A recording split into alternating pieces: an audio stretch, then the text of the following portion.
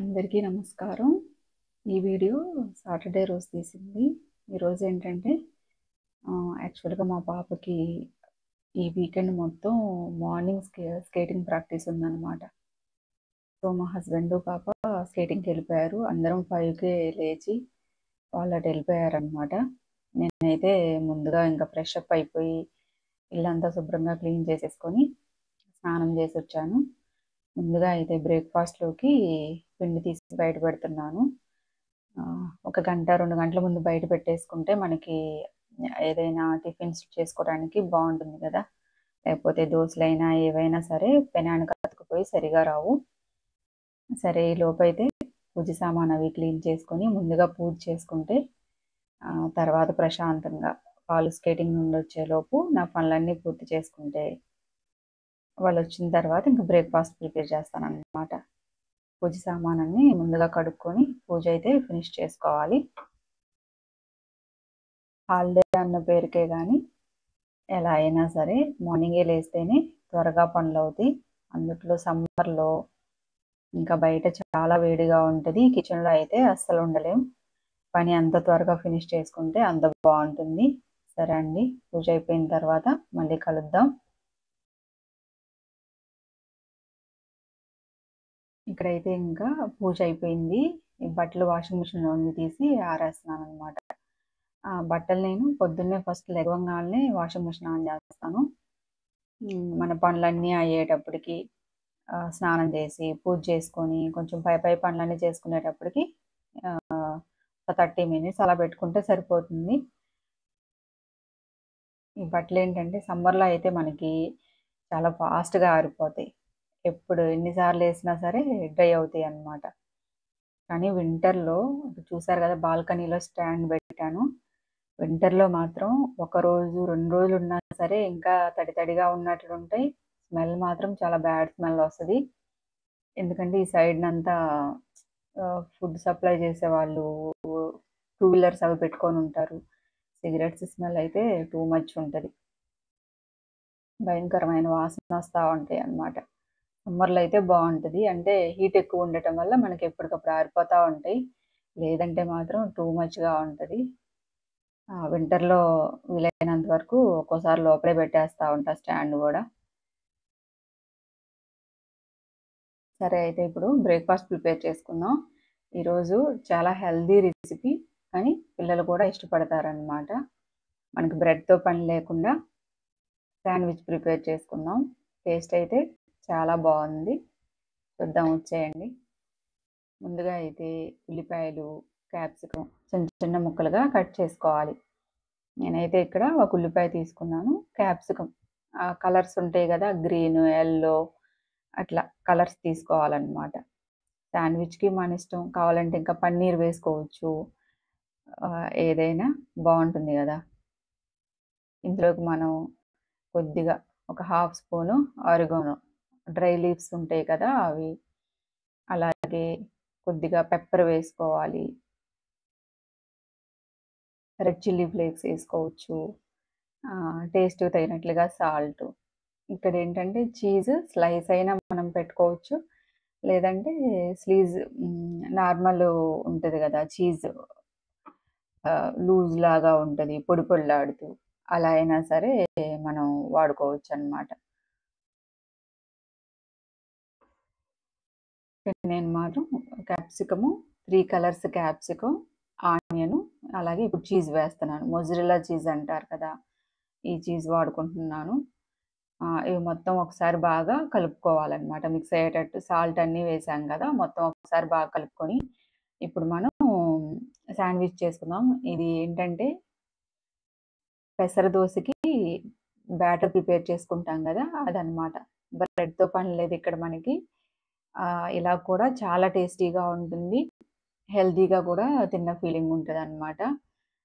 ఇది నేను ఉప్పేసి మిక్సీ చేసుకున్నాను. ఆల్రెడీ మనం పెసర దోసకి ఎలా చేసుకుంటామో సేమ్ అదే. పచ్చిమిర్చి, అల్లం, జీలకర్ర, సాల్ట్ వేసి గ్రైండ్ చేసుకున్నాను. గ్రైండ్ చేసుకునేటప్పుడే ఈ విధంగా మనం ఫస్ట్ ఒక లేయర్ పిండి వేసుకొని పైన ఈ వెజిటబుల్స్ మిక్స్ చేసుకున్నాం కదా! వీటన్నింటిని ఈ విధంగా పెట్టుకోవాలనమాట. అలాగే పైన మళ్ళీ దోస బ్యాటర్ పెసరపిండి హై ప్రోటీన్ కదా! పెసలు హై ప్రోటీన్. హెల్త్‌కి గూడా చాలా మంచిది.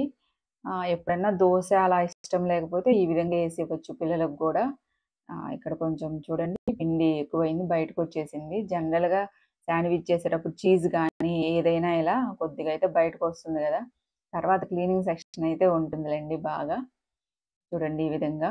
కానీ ముందుగా మీరు కొంచెం ఇక్కడ బటర్ కానీ, ఆయిల్ కానీ ఏదో ఒకటి వేసుకోండి. నేనైతే మర్చిపోయాను.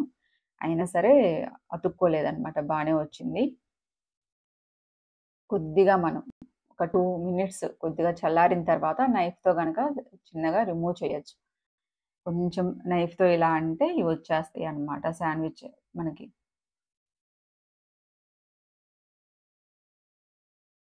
బటర్ వేసుకుంటే టేస్ట్ బావుంటుంది. నేను మర్చిపోయానిక్కడ. ముందుగానే కొంచెం వేసుకుంటే ఇంకా అతుక్కోకుండా ఉంటుంది. లేదంటే వేడి మీద రా కొంచెం అతుక్కొని రాదు. కొంచెం టైం ఒక 2 నిమిషాల తర్వాత అయితే ఈజీగా వచ్చేస్తదనమాట. అందుకే ఇక్కడ నేను బటర్ వేయలేదు కదా! ఇంక అందుకోసం అని చెప్పి కొంచెం నెయ్యి వేస్తున్నాను. మరీ డ్రైగా ఉన్నా గూడా తినలేము కదా! కొద్దిగా నెయ్యి వేస్తున్నా. మీరైతే ముందే బటర్ వేసుకోండి. బటర్ కానీ, ఆయిల్ కానీ ఏదైనా సరే టేస్ట్ బావుంటుంది. సేమ్ మనకి లోపల ఫిల్లింగు శాండ్‌విచ్‌లో ఏం పెడతామో అదే. టేస్ట్ అయితే చాలా బావుంది. చూడండి చీజ్ గూడా మనకి మెల్ట్ అయింది. చీజ్ ఇంకా కావాలంటే ఇంకా కొంచెం వేసుకోవచ్చు. ఆహ్, లోపల గూడా కుక్ అయిందనమాట. తినేటప్పుడు మనకి ఏమి పచ్చిదనం లేకుండా టేస్ట్ అయితే చాలా బావుంది. మా పాప కూడా బాగా లైక్ చేసింది. నాకు గూడా నచ్చింది. తింటుంటే చాలా బావుంది. మీరు కూడా ట్రై చేయండి. ఇంక వెజిటబుల్స్ మీకు నచ్చిన వెజిటబుల్స్ ఏసుకోవచ్చు. పిల్లలెప్పుడన్నా దోస అలా ఇష్టంగా తినకపోతే ఈ విధంగా వేసేయొచ్చనమాట. బ్రెడ్ ఇంట్లో లేకపోయినా శాండ్‌విచ్ చేయాలనుకున్నప్పుడు ఈ విధంగా ప్రిపేర్ చేసుకోవచ్చు. టేస్ట్ బావుంది. మీరు గూడా ట్రై చేయండి. అలాగే మనం ఇక్కడ పెన్నెం మీద గూడా ప్రిపేర్ చేసుకోవచ్చనమాట. శాండ్‌విచ్ నేను ప్రిపేర్ చేసి మా పాపకిచ్చేసాను. సరే ఇలాగ కూడా వేసుకుందామని చెప్పేసి మనం దిబ్బ రొట్టె లేకపోతే పిజ్జాలాగేస్తారు గదా! వీటిలో కావాలంటే ఆలివ్స్ కలుపుకోవచ్చు. ఏ విధంగా అయినా వేసుకోవచ్చు మనిష్టం. ఐడియాస్ మొత్తం మనయే అన్నమాట. మనకెలా కావాలంటే అలా, మనకెలా కంఫర్టబుల్‌గా ఉంటే ఆ విధంగా, మనకి తినటానికి టేస్ట్‌గా ఉండేటట్లు ఎలా కావాలంటే అలా చేసుకోవచ్చనమాట. జస్ట్ నేను కొద్దిగా ఒక గరిటెడు పిండి వేసి, ఈ విధంగా వేసి పైన వేస్తున్నాననమాట పిండిని. ఇది మనం మధ్యలో కట్ చేసుకొని తినొచ్చు. లేకపోతే పిండి వద్దు పైన అనుకుంటే, నార్మల్‌గా అయినా వేసుకొని కొంచెం ఫ్రై అయిన తర్వాత టర్న్ చేసుకోవచ్చు. కానీ పల్చగా వేసుకోండి. కొంచెం ఇక్కడైతే నేను లావుగా వేశాను కదా! పల్చగా వేసుకుంటే బావుండిద్ది. లోపలంతా మంచిగా కుక్ అవుతుంది. టేస్ట్ గూడా చాలా బావుంటుంది. కొద్దిగా పిండి ఎక్కువయింది. నాకైతే కొంచెం ఇంకా కుక్ అవ్వాలనిపించిందనమాట. టేస్ట్ వైస్ మాత్రం చాలా బావుంది. మీరు కూడా ఒకసారి ట్రై చేసి చూడండి. ఈ పిండితో మనం పొంగడాలేసుకోవచ్చు. ఎలా కావాలంటే అలా మనిష్టం అనమాట. ఎలా వేసుకున్నా కూడా హెల్తీగా తినటమే కదా ఇంపార్టెంటు. ఇక్కడైతే నేను చట్నీతో తింటున్నాను. అంటే వెజిటబుల్స్ ఏసాం కదా! చట్నీ ఉంది. సరే అని తింటున్నా. టేస్ట్ అయితే బావుంది. సరే బ్రేక్‌ఫాస్ట్ అయిపోయిన తర్వాత ఇక్కడ చూడండి సింక్ నిండిపోయింది కదా! ఈ శాండ్‌విచ్ మేకరు, బ్యాటరు, చీజ్ బయటకొచ్చి మొత్తం అతుక్కుపోయిందనమాట. ఇంకా బ్రేక్‌ఫాస్ట్ చేసిన తర్వాతయితే ఇంకా లంచ్ ప్రిపరేషన్ ఏముండదు. ఎందుకంటే మేము 2 టైమ్స్ తింటాం కాబట్టి ఈవినింగ్ 6 కల్లా తింటాం డిన్నరు. సో, నేనైతే ఇక్కడ ఇంకా రసం ప్రిపేర్ చేయటానికని టమాటాలు కట్ చేస్తున్నాను. ఆల్రెడీ కొంచెం వేరే కర్రీస్ కూడా ఉన్నాయి. సో, ఈరోజు రసం ఒక్కటే ప్రిపేర్ చేస్తున్నాననమాట. ఈ రసం చాలా టేస్టీగా ఉంటాయి. మనకి చింతపండు గానీ, నిమ్మకాయ ఏం అవసరం లేదు.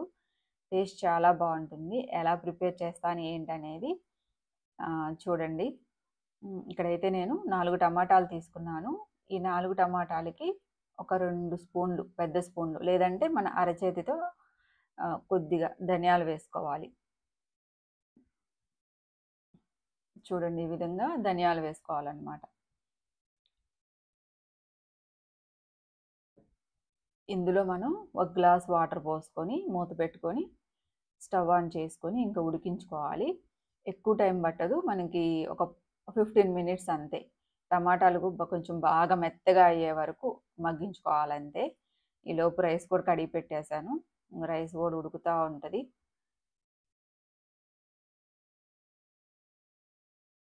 సరే, ఇంకా ఇవి టమాటాలు ఇంకా ఒక పావుగంట తర్వాత మనం చెక్ చేసుకుందాం. ఈలోపు నేను ఇంకా అక్కడ గిన్నెలు అవన్నీ మొత్తం క్లీన్ చేసేసుకున్నాను అనమాట.